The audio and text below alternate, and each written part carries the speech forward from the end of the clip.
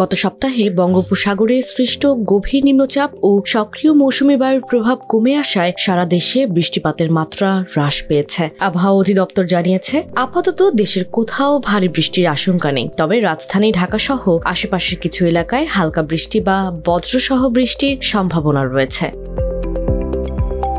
আজ ৭ অক্টোবর মঙ্গলবার সকাল ৭টা থেকে পরবর্তী ৬ ঘন্টার জন্য দেওয়া পূর্বাভাসে বলা হয়েছে, সকালে আকাশ আংশিক মেঘলা থেকে অস্থায়ীভাবে মেঘলা থাকতে পারে। দক্ষিণ ও দক্ষিণ পূর্ব দিক থেকে বাতাস প্রবাহিত হতে পারে ঘন্টায় ৮ থেকে ১২ কিলোমিটার বেগে। বৃষ্টিপাতের পরিমাণ কমে যাওয়ায় রাজধানী ও পার্শ্ববর্তী অঞ্চলে দিনের বেলায় তাপমাত্রা কিছুটা বাড়তে পারে বলে জানিয়েছে অধিদপ্তর। আজ সকাল ৬টায় ঢাকায় তাপমাত্রা রেকর্ড করা হয়েছে ২৬ ডিগ্রি সেলসিয়াস।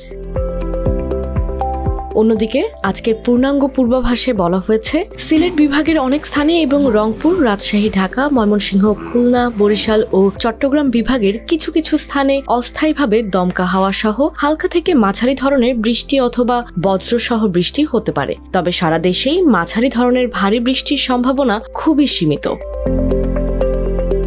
আবহাওয়া বিশ্লেষকদের মতে, মৌসুমী বায়ুর দুর্বল প্রবাহে আগামী কয়েকদিন বৃষ্টির পরিমাণ আরও কিছুটা কমে যেতে পারে। এর ফলে দিনের তাপমাত্রা বাড়বে, তবে রাতের তাপমাত্রায় তেমন পরিবর্তন হবে না।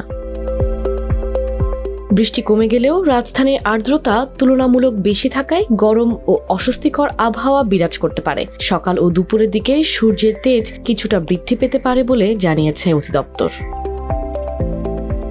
সব মিলিয়ে আজ দেশের অধিকাংশ জায়গায় ভারী বৃষ্টির সম্ভাবনা নেই, তবে স্থানীয়ভাবে হালকা বৃষ্টি ও বজ্রসহ বৃষ্টির আশঙ্কা থেকে যাচ্ছে, বিশেষ করে রাজধানী ঢাকায়।